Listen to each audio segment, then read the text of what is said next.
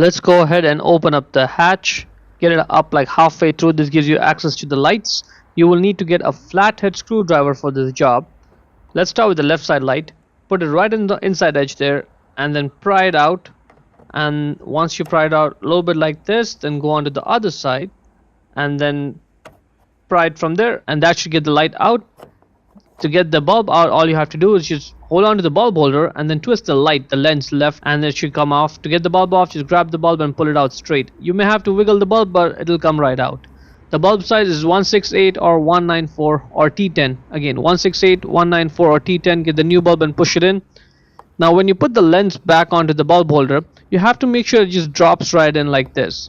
You may have to do some twisting and turning before it goes on, but be sure that it's sitting in place properly, and only then will you be able to twist it right to lock it in place. Just a little bit, and that is looking good. Now when you put the light back in, see this clip that should go on the outside edge, the outside side. So get the inside edge first in position, put one thumb over there, and then push the other side in, and you're done. Now the right side light is slightly different. You just have to put the screwdriver in the inside edge and push it right and out, like push it toward outside and outwards.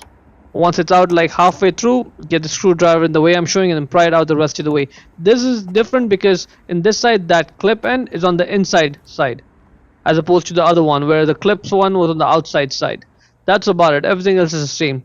Just push it back in position the way I'm showing and push it down to secure it, and that is pretty much it. Hope you found it useful.